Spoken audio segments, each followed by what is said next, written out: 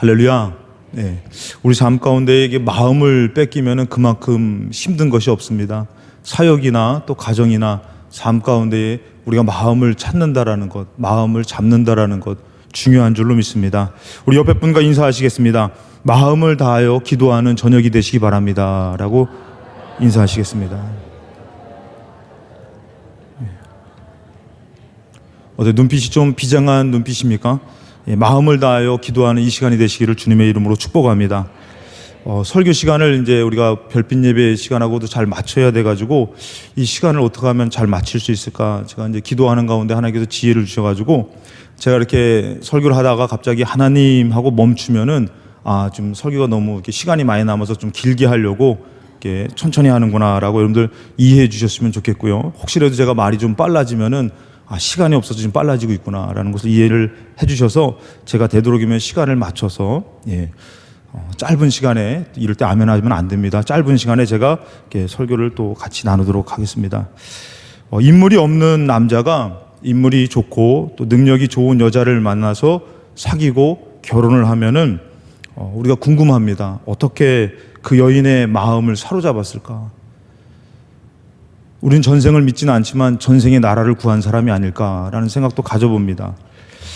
어떻게 해서 그 여자의 마음을 사로잡아서 결혼했을까라는 생각을 가져봅니다. 어쩌다가 결혼해서 사는 부부에 대해서 보니까요, 뭐 광고에서는 그러더라고요. 무엇으로 살아가나 갔더니 그 부부관계가 의리로 살아간다 그러더라고요.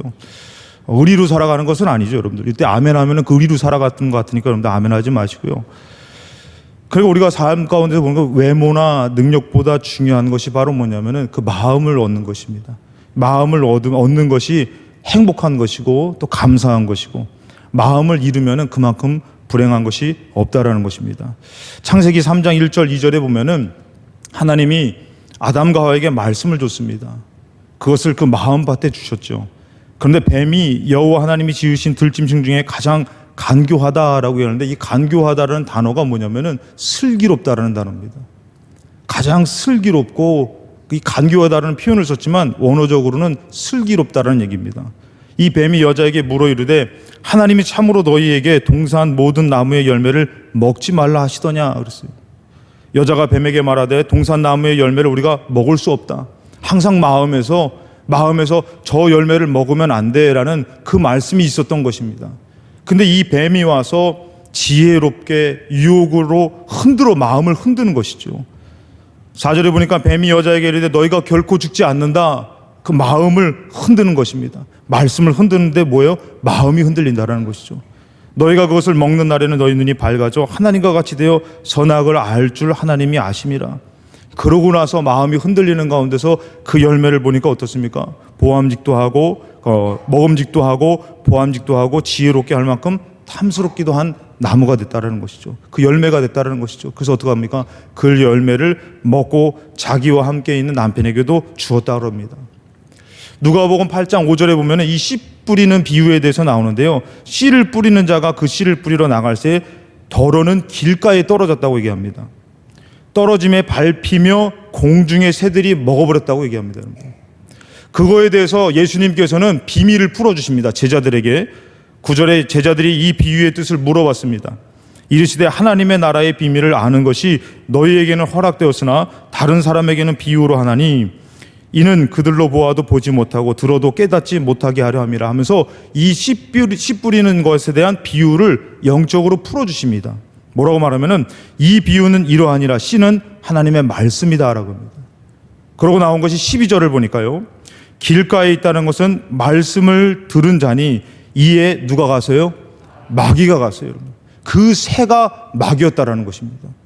가서 그들이 믿어 구원을 얻지 못하게 하려고 말씀을 그 마음에서 빼앗는 것이요라고 나옵니다. 어디서 빼앗냐면은 마음에서 뺏었다라는 것입니다. 아담과 하와가 그 마음에서 하나님의 말씀을 간직하고선 저 선악과를 먹지 말라고 했어라고 이 마음에서 붙들고 살았던 것입니다. 근데 마귀가 가니까 어떻게 해요? 그 마음에서 그 말씀을 빼앗으니까 마음이 흔들리고 말씀을 잃어버리니까 어떻게 돼요? 흔들리고 그것에서 시험에 넘어가더라는 것입니다. 지킬 마음을 빼앗아 버리는 것이 마귀 역사입니다. 마음이 없으면 행복할 수 없습니다. 사랑할 수 없습니다. 마음이 없으면은 기도할 수도 없습니다. 진정한 예배도 드릴 수가 없습니다. 우리는 가정에 대한 마음을 찾아야만 됩니다.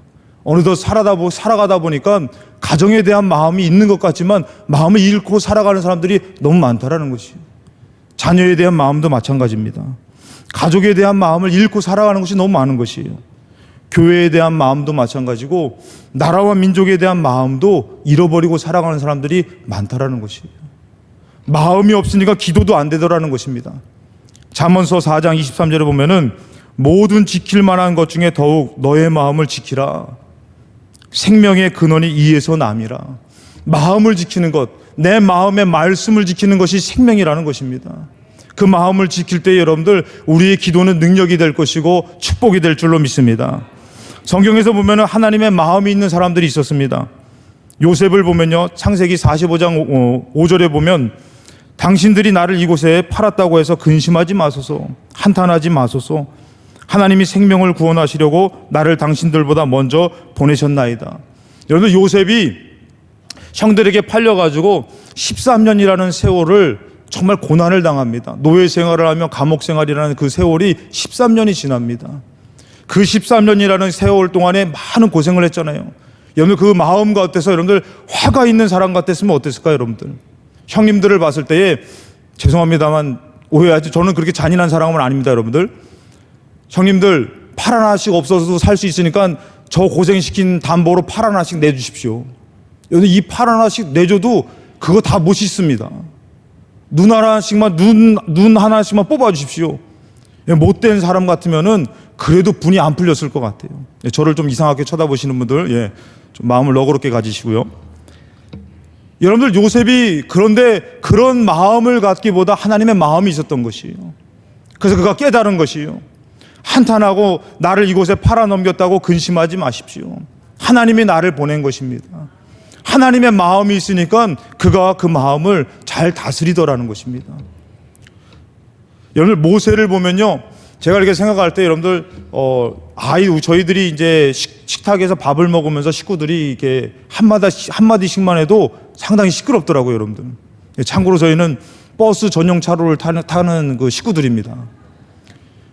한마디씩만 해도 시끄러운데 여러분들 이스라엘 백성이 모세나 하나님께 원망을 하는 그 소리는요 정말 컸을 것입니다. 마음이 상했을 것이요, 미웠을 것입니다.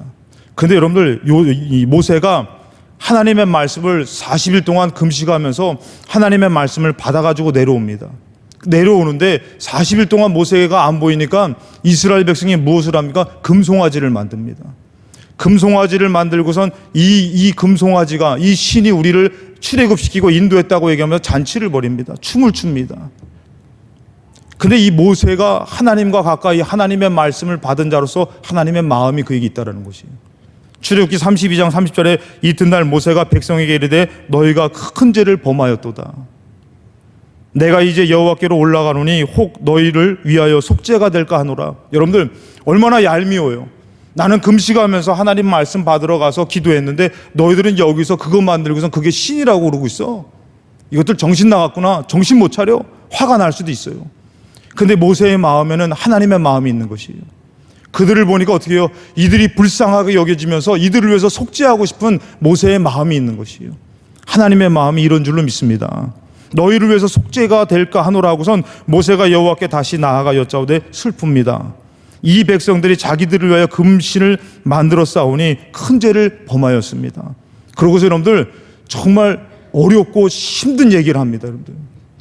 여러분들 이 시대뿐만 아니라 지금 시대의 우리의 소망은 뭡니까? 구원입니다. 천국 가는 겁니다. 모세가 그런데도 불구하고 이런 고백을 합니다. 32절에 보니까 그러나 이제 그들의 죄를 사하시옵소서 하고선 그렇지 아니하시면 원하건대 주께서 기록하신 책에서 내 이름을 지워버려 주옵소서. 감히 여러분들 할 수 없는 이런 얘기를 모세가 하더라는 것이에요.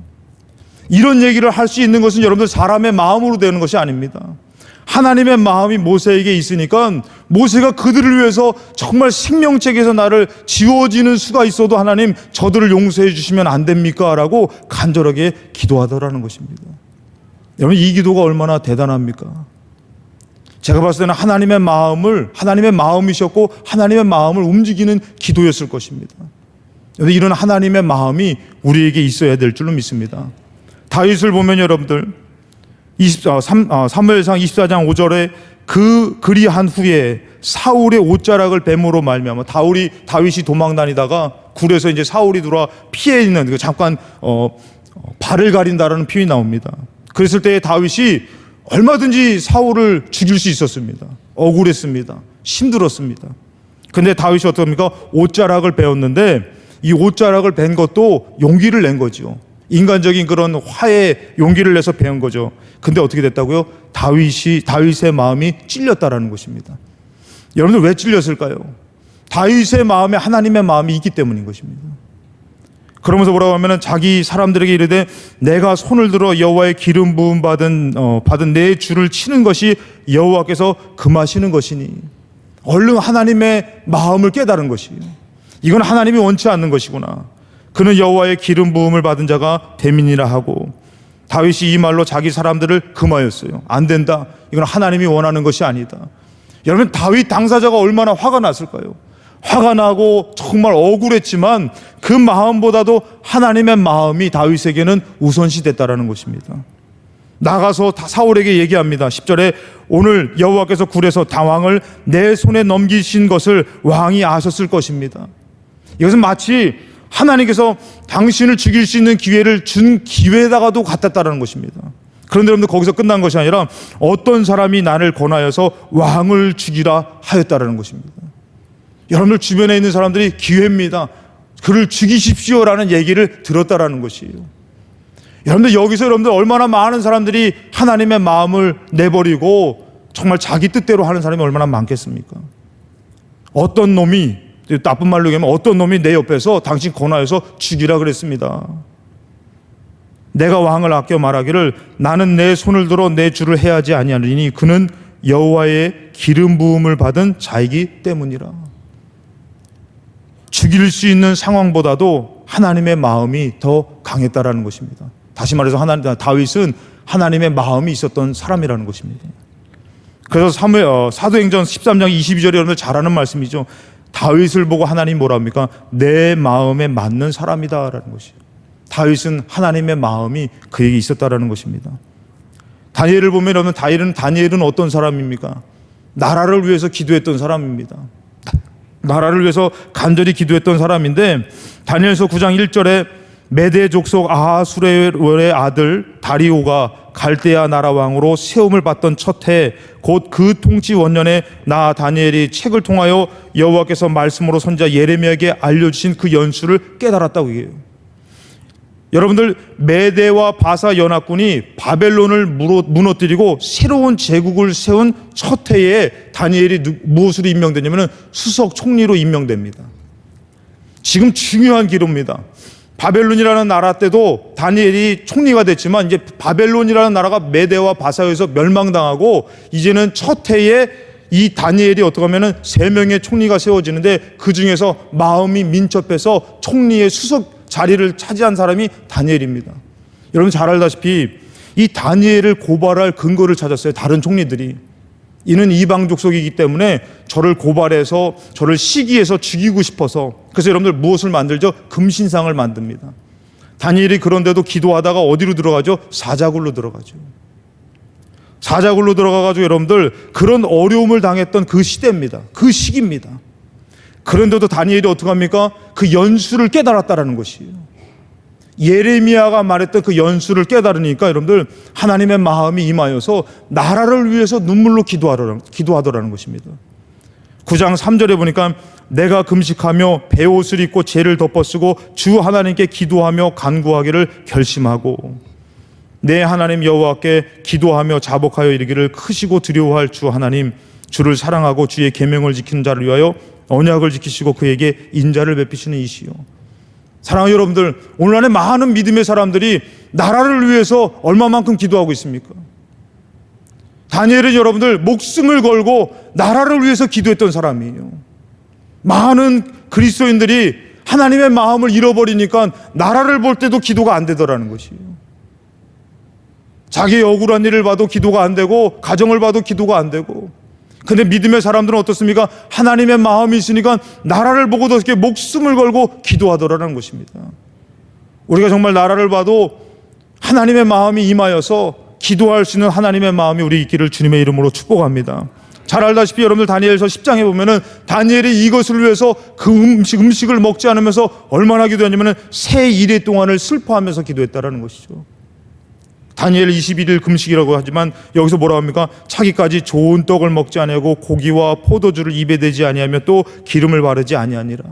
이렇게 나라와 민족을 위해서 기도하는 것, 여러분들 이거 하나님의 마음이 있어야지만 가능한 것입니다.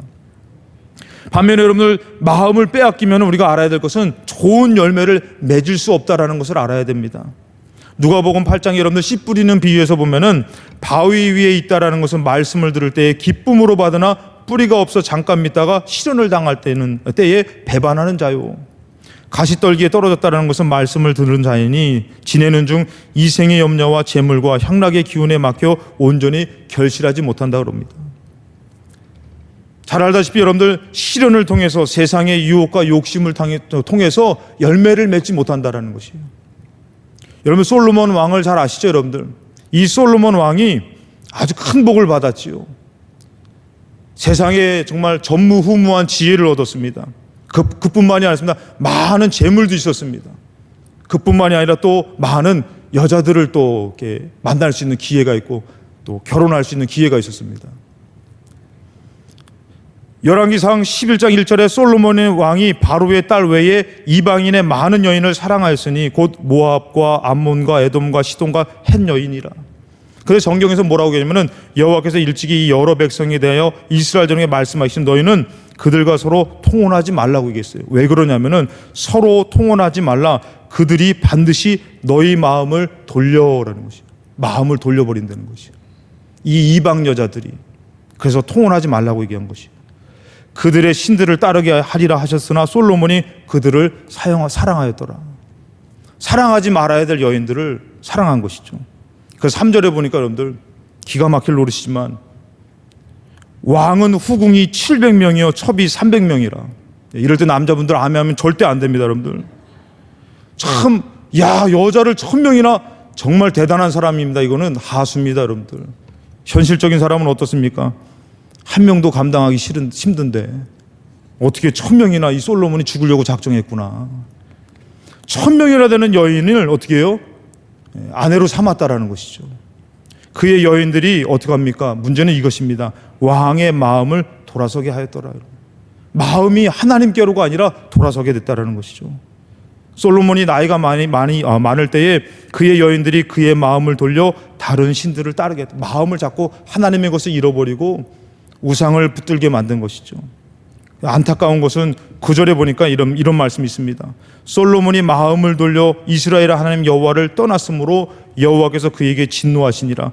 여호와께서 일찍이 2번이나 그에게 나타내시고 말씀했는데 듣지를 않더라는 것이에요. 마음을 잃어버리니까 하나님도 버리더라는 것입니다.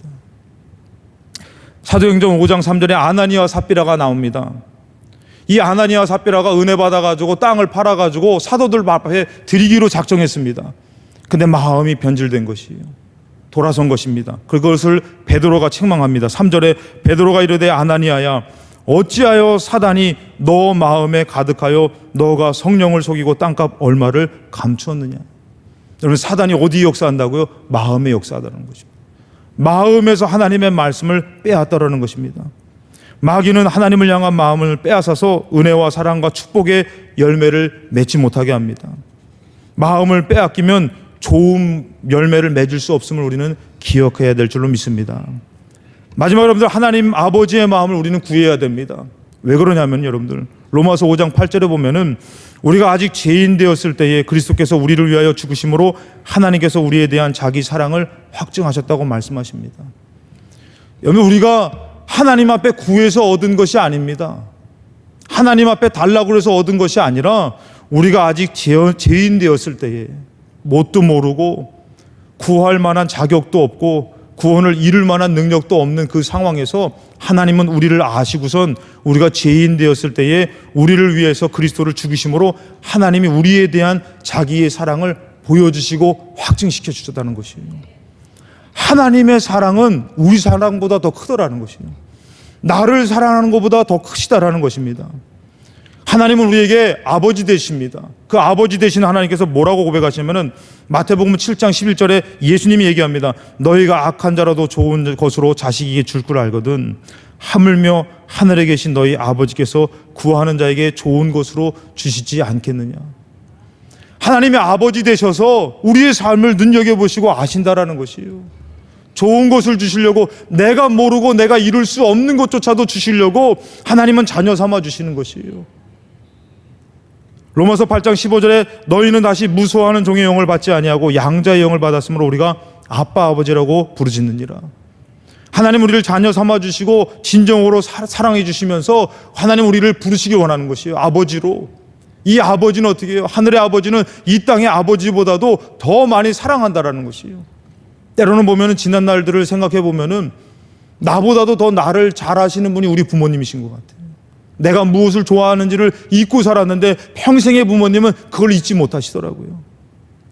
그 부모는 그 자녀가 필요한 것이 무엇인지 알고 있는 것이에요. 그 하나님은 영적으로 구원을 이루시려고 우리에게 자기 아들을 죽이면서 아들과 동등된 입장을 취하면서 자녀 삼아 주신다고 말씀해 주십니다. 로마서 8장 26절부터는 이런 말씀이 있습니다. 이와 같이 성령도 우리의 연약함을 도우시나니 우리는 마땅히 기도할 바를 알지 못하고. 때로는 여러분 우리가 마음을 잃어버리고 기도할 바 무엇을 간구해야 될지를 모르고 있을 때에 오직 성령이 말할 수 없는 탄식으로 우리를 위하여 친히 간구하신다고 얘기합니다. 나는 잘 모르고 있는데 오히려 성령님이 나를 아시고. 27절 말씀을 한번 27절 28절 말씀을 같이 한번 읽겠습니다. 같이 읽겠습니다. 마음을 살피시는 이가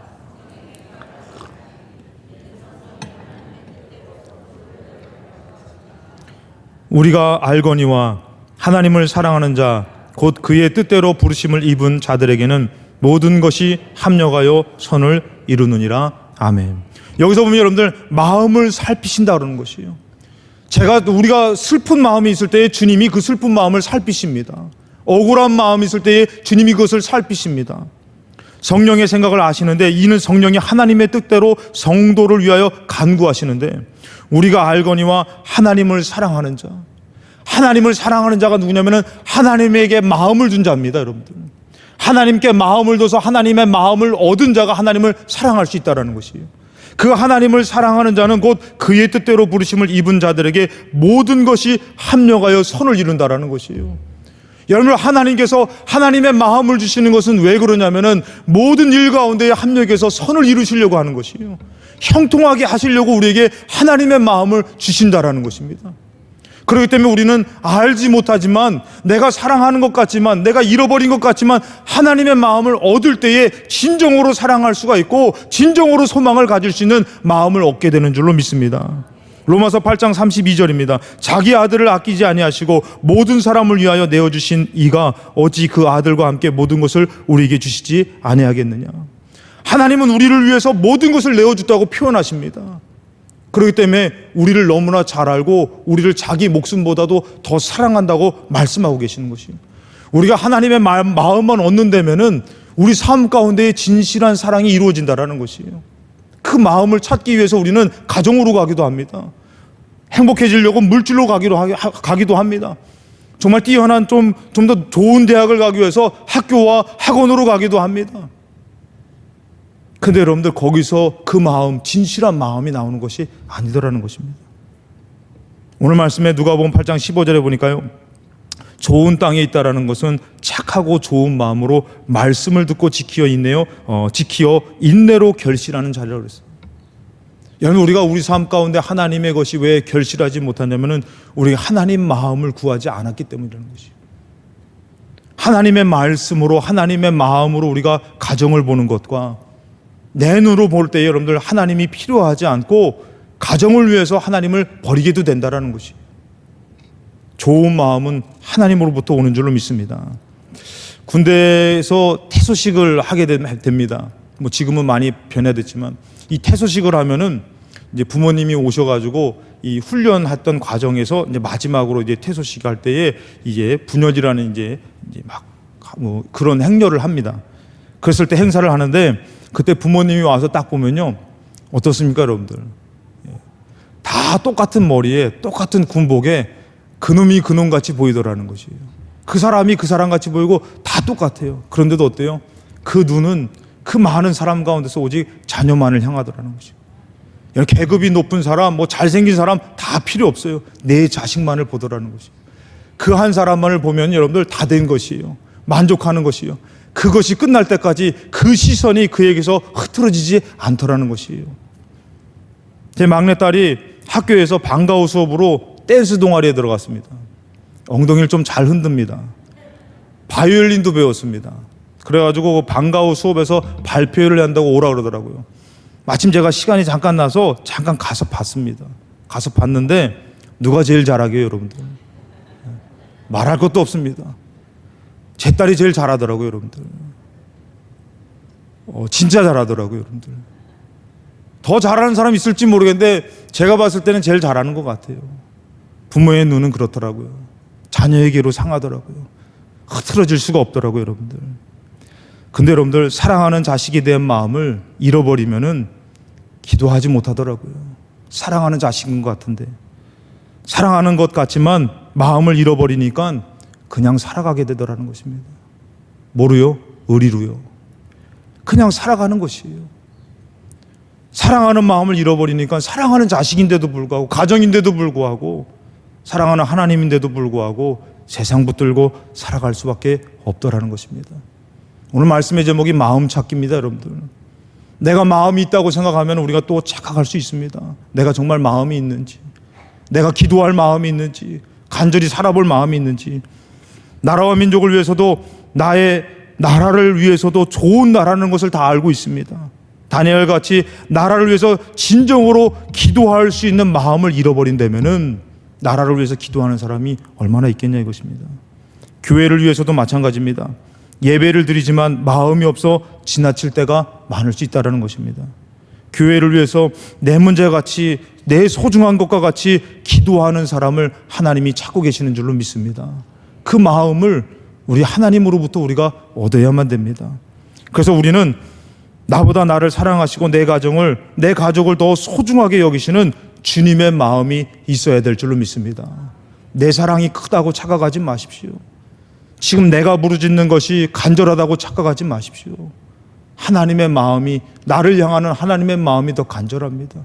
그 마음이 있어야지만 내 자식을 더 간절하게 사랑할 수가 있고, 내 교회를 더 간절하게 사랑할 수가 있고, 내 나라와 민족을 위해서 뜨겁게 기도할 수 있는 것입니다.